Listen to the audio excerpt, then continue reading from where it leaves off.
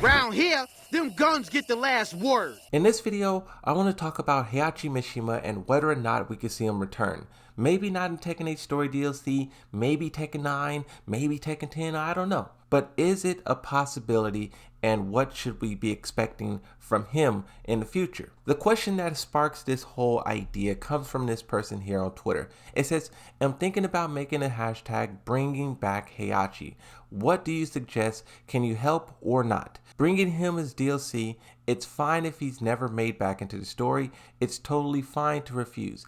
Also, enlighten me. What else than this would help? My response is, I think he will be completely gone for Tekken 8, but he may return in Tekken 9. And the reason why I feel that way is because Reina. Reina is the daughter of Heihachi. She draws a lot of motivation from him being gone. Her whole existence in the story right now is about getting revenge and making Kazuya suffer. We don't know if she really hates Jin Kazama. She obviously views those two different because Jin didn't really kill Heihachi. In my opinion, Jin didn't do anything to Heihachi. Heihachi has been the one bullying Jin for all these years. First off, he took him in, he trained him how to fight. When he was done using him, he tried to shoot him and kill him. And then ever since then, Jin just has kind of been trying to make his room. Give me some space, bro. He's just been trying to fight back against all of the crazy things that Heihachi has been doing. And you can even make that same argument for Kazuya. But the difference is that Kazuya is the one who ultimately killed him. Now, how much Reina knows about the whole history of Heihachi Mishima and everything that he's been doing, who knows? Heihachi is obviously a liar, a deceiver, a trickster, a manipulator. And who knows how much of that he's done to Reina. I mean, we've seen what he did to Jin. Did Reina follow that same pattern, or did she, I don't know, right? That's what's so interesting about Reina is how much does she know about what Heihachi has done and did, right? But at the same time, for the moment, she is acting as his vengeance. She wants nothing but blood and destruction. And to bring Heihachi back before her arc can play out, it will be kind of a waste. I don't think it will be a waste. I just think it would change the dynamic of things. Instead of her going up against the two big bads, Jin and Kazuya, you will have Heihachi come back in. He would take lead, and it basically will be a 2-on-1-on-1. And it would completely destroy the balance that Tekken always has with the rule of 3. You can argue that Jun Kazama is kind of already doing this. She is showing up. Right now, she's with Kazuya Mishima. Who knows if those two characters will be allied with one another or they will hate one another. I think that whole arc is going to be very interesting because we all expect Kazuya Mishima to wake up and instantly fall in love.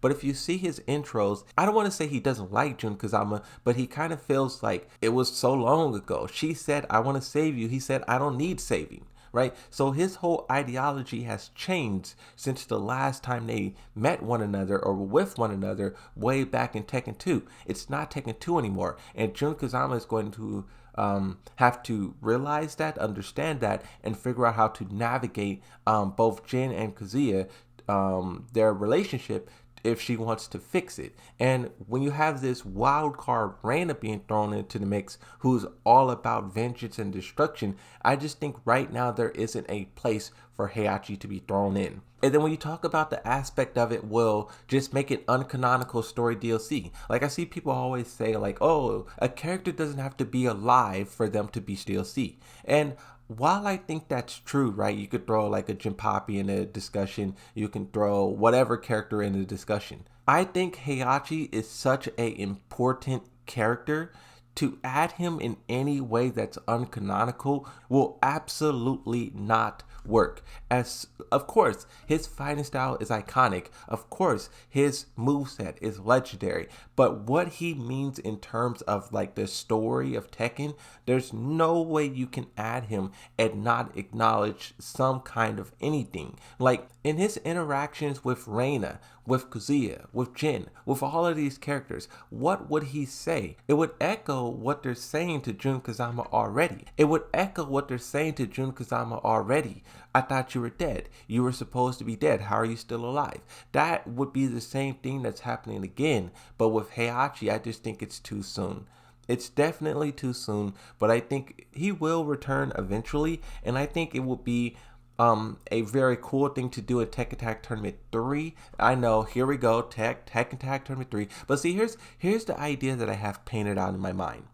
Players believe that June will try to make Jin and Kazuya work together, and you can argue that Reina will be the driving force to do that. She now has Devil Gene. She now would, technically be the most powerful, and Jin and Kazuya, maybe they would have to team up to take her down. From that point on, as we see it play out through Tekken 8 Story DLC and Tekken 9, once you get to Tag Tournament 3, imagine if Heihachi resurrected then. Jin and Kazuya just took down Reina Mishima, but then you have Heihachi show up to join her team. Then you have a tag team with Jin and Kazuya versus Heihachi and Reina. Imagine how legendary that can be. I don't know if that's what the developers are working to or if that's their goal. Of course, the ideas that I'm talking about is many, many years away, so anything can happen. But what I think is also very important to talk about is that so far Reina is very successful. When a character is successful, they stick with it, and they do tend to plan things around that character, and they plan for that character to grow and to basically be like a foothold.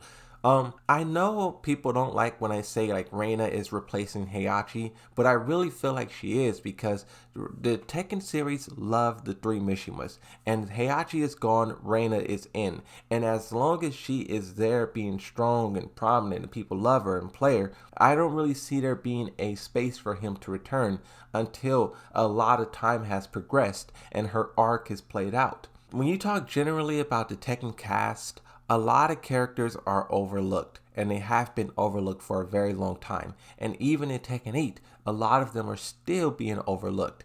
And I think a mistake that Tekken has made for a very long time is only prioritizing Heihachi and Kazuya and Jin and what they want, and ignoring all of the other characters.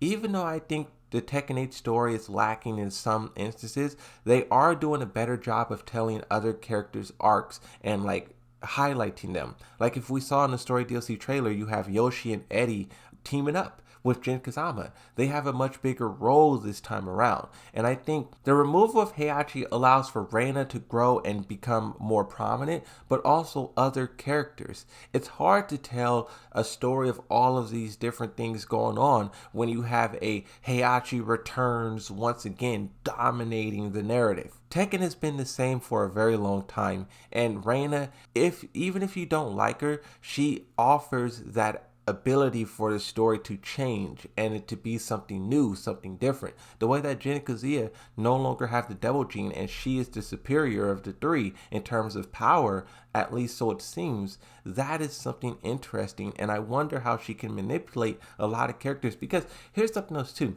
Even though she's acting as Heihachi's vengeance, a lot of people don't know or never interacted with her.